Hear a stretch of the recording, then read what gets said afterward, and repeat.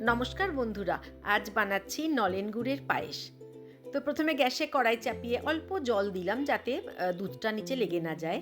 এরপর দিয়ে দিলাম 1 লিটারের মতো টেট্রা প্যাক আমুলের দুধ। কন্টিনিউয়াসলি নাড়াতে থাকবো যাতে দুধ নিচে লেগে না যায়। এবার নলেন গুড়টাকে ছুরি দিয়ে অল্প অল্প করে কেটে মোটামুটি 1 কাপের মতো করবো।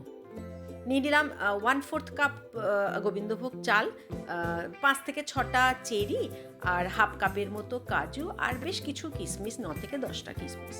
তো দুধ ফুটে উঠেছে, এবার আমরা গোবিন্দভোগ চালটাকে দিয়ে দিলাম, ভালো করে ধুয়ে অবশ্যই। এবার দিয়ে দিলাম 3 থেকে 4টে ওই ছোটো এলাচকে একটু ক্রাশ করে, দিয়ে কন্টিনিউয়াসলি নাড়াতে থাকবো।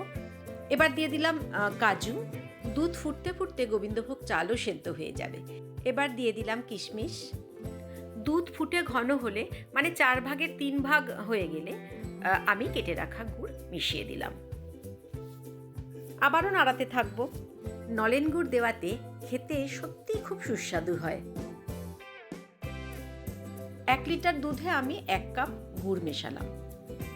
আবারও একটা হাতার সাহায্যে নাড়াতে থাকলাম। দেখুন ফুটে প্রায় হাফ লিটারেরও কম হয়ে এসছে। আমরা এবার গ্যাসের ফ্লেমটাকে নিভিয়ে দিলাম। এবার একটা বাটিতে নামিয়ে নিলাম। চিনির বদলে নলেন গুড় দেওয়াতে পায়েসের রঙটাও একটু চেঞ্জ হয়েছে। এবার গার্নিশ করার জন্য কিছু চপড চেরি ওপর থেকে ছড়িয়ে দেব।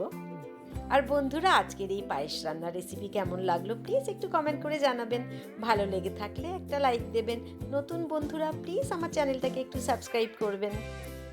অবশ্যই ঠান্ডা হলে এই অবস্থায় পায়েসটাকে আমি ফ্রিজের মধ্যে রেখে একটু ঠান্ডা করব, কারণ পায়েস ঠান্ডা খেতে তো খুবই ভালো লাগে বলুন।